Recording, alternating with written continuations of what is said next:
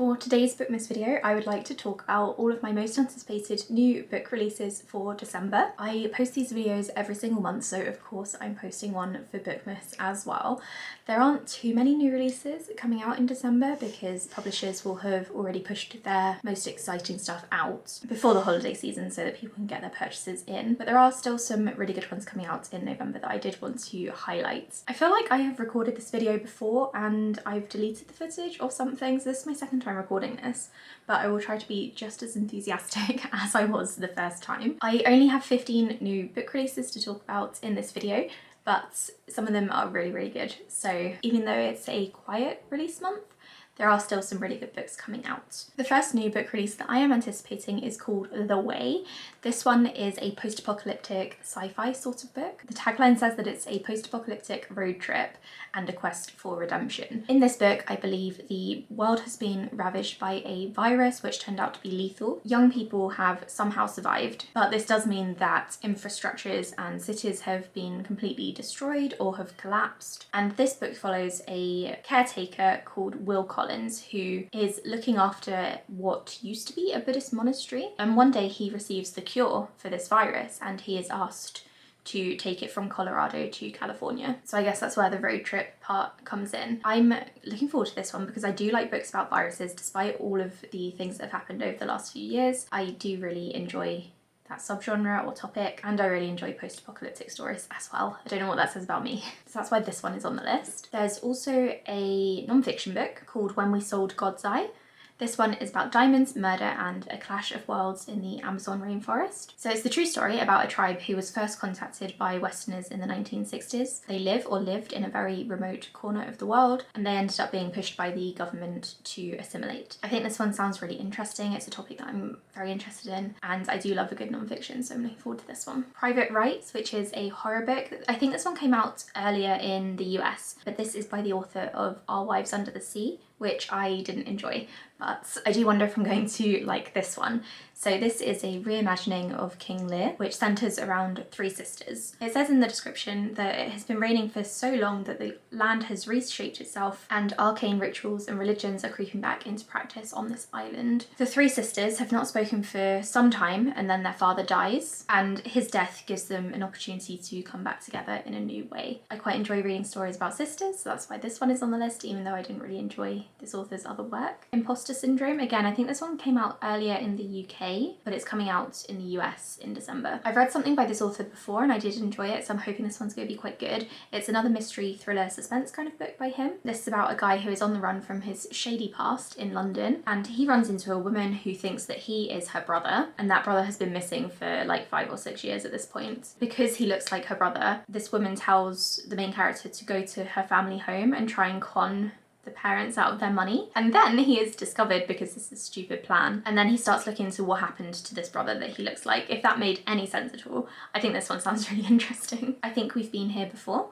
This is a science fiction book. So in this one, the main characters within the same week learn that one of them has been diagnosed with a terminal illness. I think it's probably cancer. And the second piece of news is that a cosmic blast is going to kill all of humanity. So I think they spend the next few weeks kind of preparing for the inevitable, probably coming back together, working on relationships and things. I really enjoy stories like this. I do find them obviously really sad, but I do enjoy reading about them, so that's why I'm looking forward to this one. The Shutouts, this one is a dystopian book. There are quite a few coming out in December. I don't really know what this says about authors as a whole, although I suppose it's mainly the publishers who decide on release dates. So it says here that it's the year 2041 and it's a dangerous time for a woman to be driving across the US alone. Deadly storms and uncontrollable wildfires are pummeling the country while political tensions are rising. Immediately, this sounds really good. It's like post-apocalyptic, cli-fi sort of fiction. But Kelly is on the road because she needs to get back to her daughter who she left 7 years ago for a cause that she no longer believes in. And then 40 years later, we jump to another mother called Ava,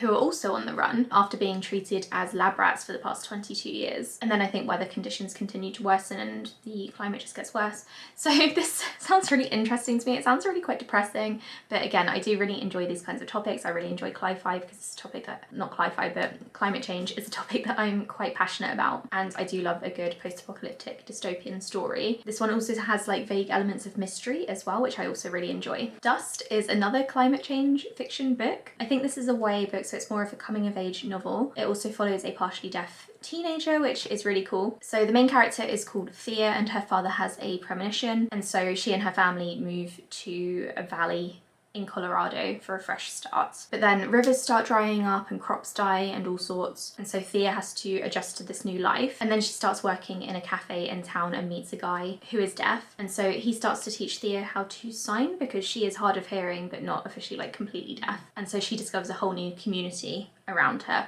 which I think just sounds quite lovely, so I'm looking forward to reading this one. How to Steal a Galaxy. This is the second in the Chaotic Orbits series by Beth Revis. This is a series of short books, novellas, and I think this one is like a space opera heist sort of thing. I'm not going to read the synopsis because I haven't read the first book yet, but I would really like to because I do really enjoy Beth Revis's sci-fi books. I read her series Across the Universe when it first came out. I absolutely loved it. I have such fond memories of that series, so I'd really like to read this one. The Close-Up. This one is a thriller mystery. This one is about a famous author who starts getting stalked, and the stalker is reenacting violent events from her books. Again, this is a topic that I really enjoy reading about, which is why it's on this list. Days of Shattered Faith. This is the third book in this series by Adrian Tchaikovsky. I've not read the first two books in this series. It's a science fiction fantasy series, I think, and I would really like to read them because I really like this author's books and I also really like his concepts.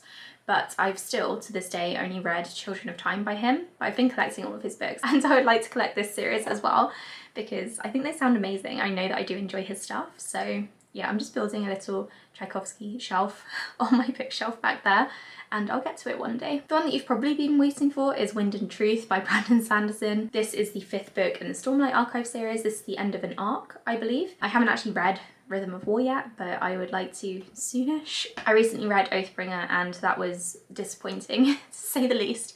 So I don't think I'm going to get to this one in December. Well, I know I'm not going to get to this one in December, but I would like to read it soonish so I'm not leaving massive gaps between the books again. So I'll probably get to Rhythm of War early next year in the first quarter, and then Wind and Truth the quarter after. Maybe. I'm saying all these things, it might not happen. What the Woods Took. This is a YA horror thriller book. It says that it's Yellow Jackets meets Girl Interrupted. It's about a group of teenagers who go off into the wilderness, and then I guess they probably have to like eat each other or something. I don't know. I think it is partly paranormal horror, so it's not just like people eating people. I think there are actual monsters in the woods, and it sounds quite creepy. I really enjoy the cover for this one, so that's a massive plus. And I really enjoy wilderness stories as well, so to read it. A Monsoon Rising. I haven't actually read the Hurricane Wars yet, but this is the sequel to that, and it's a romantasy book. I've not heard the best things about the Hurricane Wars, but I would like to read it soon at some point. Let me know if you'd like a recap of this series.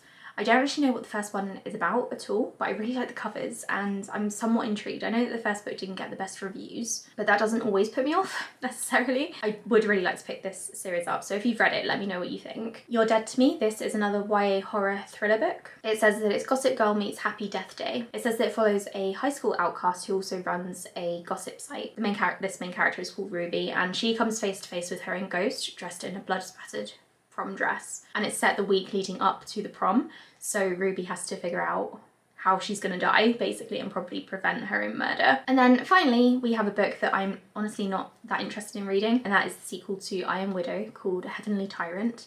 I really didn't like the first book. I didn't like the writing style at all, and the main character was kind of insufferable. So I won't be picking this one up, but I've put it on the list just in case you guys would like to read it and you weren't aware that it was coming out on Christmas Eve. So those are the 15 or so books that I am anticipating, mostly in December. Let me know which ones you would like to get to in the comments below. If there are any that I should prioritize and read and tell you about, then also tell me and I will try to prioritize them. Like I said, it's a really quiet new releases month, but that's not necessarily a bad thing. It gives me time to catch up on all of the other releases that came out throughout the year, and obviously there are more than 15 books coming out in December. These are just the ones I was most looking forward to. Please tell me your most anticipated books in the comments below. I will speak to you all soon. Bye.